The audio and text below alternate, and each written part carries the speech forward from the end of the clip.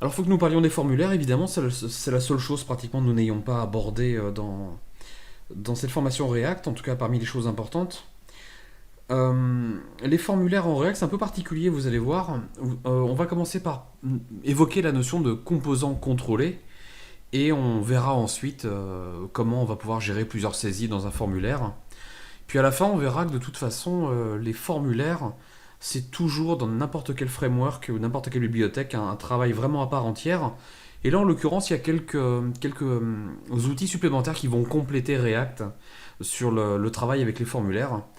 Je vous parlerai de Formic, qui est un des plus connus. Il y en a d'autres, puis même Formic est lui-même aidé par d'autres outils. Mais bon, en fait, on va vraiment là comprendre un petit peu la notion de formulaire en React, et puis après, on verra comment on peut améliorer encore ce que propose React avec Formic. Alors, la notion de composants contrôlés et de composants non contrôlés, du coup, on verra là, ces deux notions-là. Il faut d'abord qu'on parle du problème. Le problème, vous savez, c'est que les formulaires HTML ont un état interne. Vous savez très bien que un input type texte a une propriété interne value qui est gérée en interne. C'est-à-dire que lorsque nous allons cliquer dans un champ de saisie, qu'on va commencer à taper des choses, il y a des events qui vont être propagés et il y a la propriété value qui va être mise à jour. Et ça, sans intervention extérieure. Il n'y a pas besoin de bibliothèque pour ça. C'est le comportement normal d'un champ de formulaire de se mettre à jour en fonction des éléments saisis par l'utilisateur.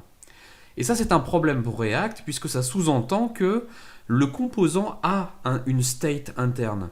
Et là, ça pose un souci, parce que nous, dans nos applications React, nous faisons des composants avec state ou sans state, hein, stateless ou stateful, mais du point de vue de React.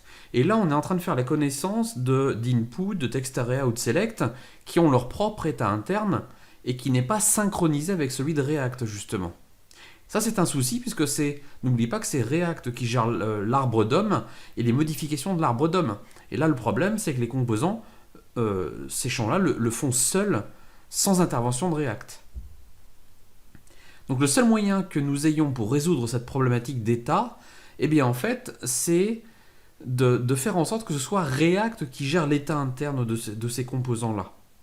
On va faire en sorte que la state d'un de vos composants React, eh bien en fait, soit synchronisée avec l'état interne du composant. Ce qui va nous obliger bien sûr à passer en paramètre via des props la value et bien sûr à intercepter chaque événement de changement d'état interne pour remettre à jour nous-mêmes l'état avec notre setState.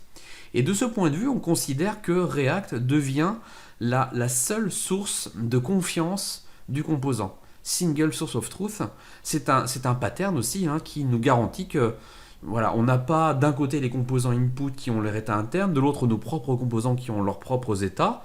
On a une seule source de confiance, c'est React, et c'est React qui va indiquer au champ input ou select ou text area la valeur qu'il doit avoir.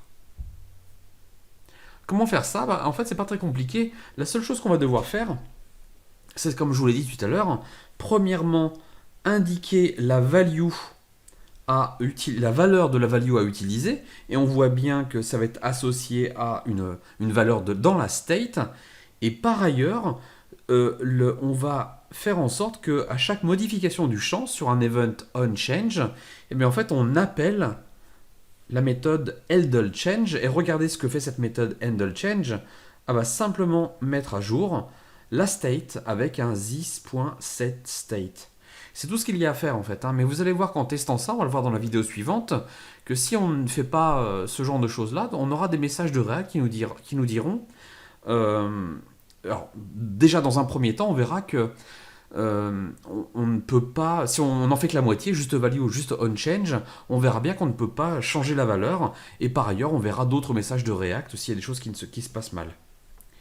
Alors ensuite, si on a besoin de gérer plusieurs saisies, en général les formulaires ne font pas qu'un seul champ, il y en aura plusieurs, ce qu'on va faire là, c'est qu'on va utiliser l'event naturel du DOM, qui va être modifié par React comme un synthétique event, donc c'est juste le pattern décorateur. React va rajouter des éléments sur l'event, mais nous on va le considérer comme un event normal, et on va voir qu'il va nous suffire de récupérer les différentes targets et puis de faire en sorte de mettre à jour voilà, la state en fonction du name.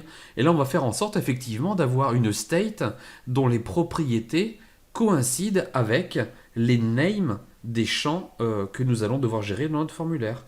Ici, c'est isGoing et number of guests. Et bien en fait, on aura une propriété isGoing et une propriété number of guests à l'intérieur de la state. Et du coup, en fonction du nom, eh bien, on met à jour la state. Et voilà tout.